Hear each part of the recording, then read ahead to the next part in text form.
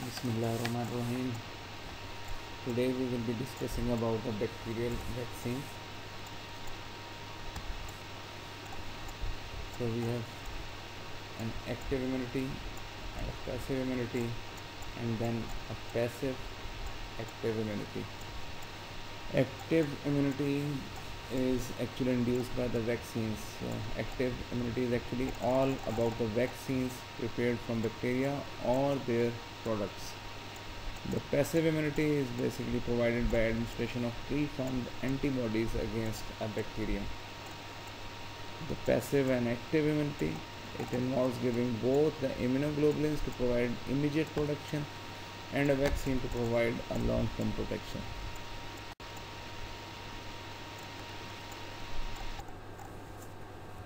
So whenever a person, an individual would be vaccinated, there will be a primary antibody response including the IgM, and after a while there will be a secondary rapid and active response through IgG.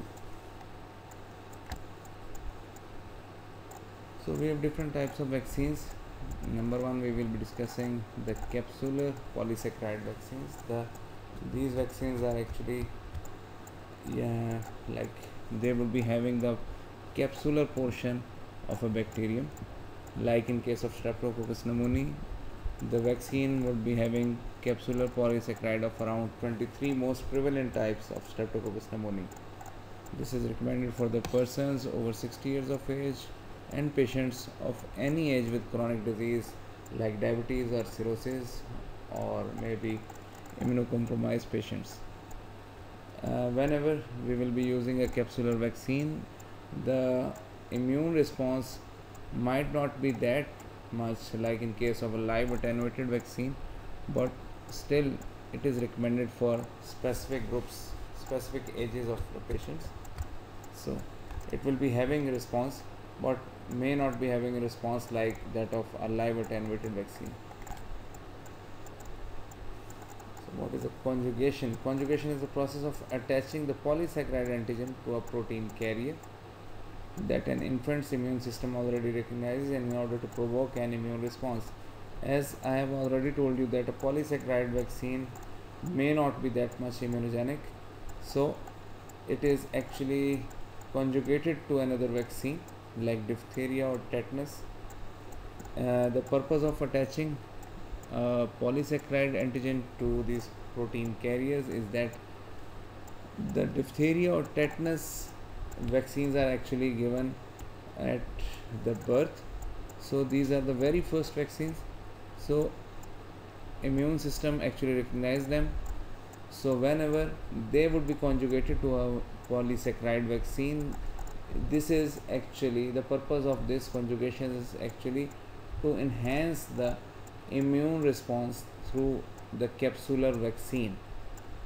As the immune system would be recognizing those protein carriers, like they would be acknowledging them that yes, the body already has been exposed to these vaccines earlier at the birth, so now they would be triggering the response of the immune response, and hence the polysaccharide vaccines would be become more effective. Another vaccine contains capsular polysaccharide of around 13 pneumococcal serotypes coupled to a carrier protein like diphtheria toxide, and that is recommended for the young children who do not respond well to the unconjugated vaccines. Haemophilus influenzae, Neisseria meningitidis, Streptococcus pneumoniae, all of them are having one thing common, that they have a very prominent capsule.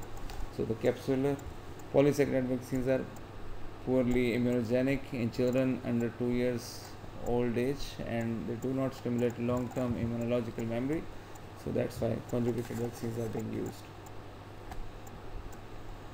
The Neisseria meningitidis vaccine contains the capsular polysaccharide of 4 important serotypes A, C, W135 and Y.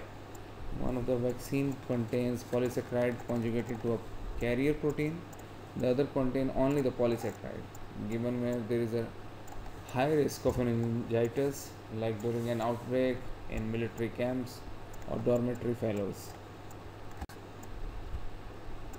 Haemophilus influenzae vaccine contain type B polysaccharide conjugated to a carrier protein and given to children around 2 to 15 months old to prevent meningitis.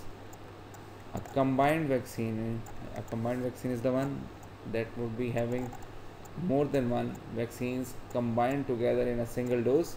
So combined vaccine consists of this vaccine plus the diphtheria, pertussis or tetanus vaccine like DPT. Another vaccine against the typhoid fever contains capsular polysaccharide of Salmonella typhi, and this is indicated for the persons living or traveling in areas where there is high risk of typhoid fever and for persons in close contact with either the infected patients or the chronic carriers. Purified protein vaccines. Now the purified protein vaccines are those that are not actually having a whole bacterium in them, not even having the capsule of them. They would be having the toxins of those bacteria. Like in case of corynebacterium diphtheria, the vaccine contains the toxide, and that is actually indicated for every child.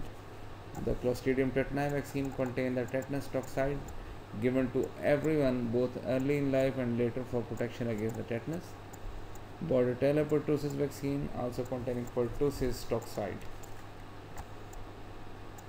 Bordetella pertussis vaccine is called acellular vaccine. The principal antigen is the toxide, but the other proteins such as filamentous hemagglutinins or protectins are also included for the full protection. So acellular vaccine is another term that is used whenever there will be a specific portion, a constituent of a bacteria not having overall cell of a bacterium. This is also indicated for every child, usually given in combination with the diphtheria and tetanus toxide. Another example is the Bacillus anthracis vaccine, that is also having another exotoxin of Bacillus anthracis, that is purified protein antigen. Now the live attenuated bacterial vaccines. These vaccines, the vaccines against like tuberculosis called BCG, Bacillus calmette-guerin, containing the strains of Mycobacterium bovis. Mycobacterium bovis is actually used as in the vaccine against Mycobacterium tuberculosis because of its structural similarity with the Mycobacterium tuberculosis. So it is not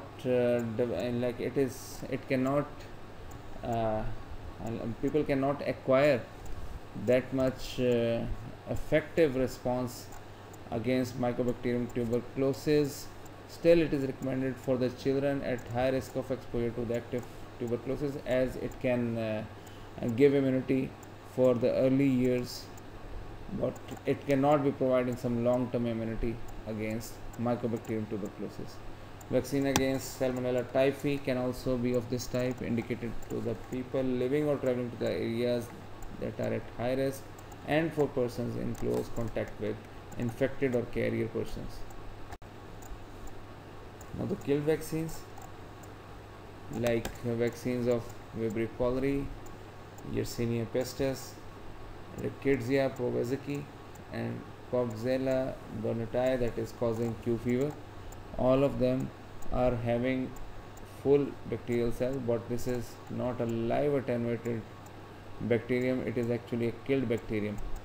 So the killed bacterial vaccines are used in these cases.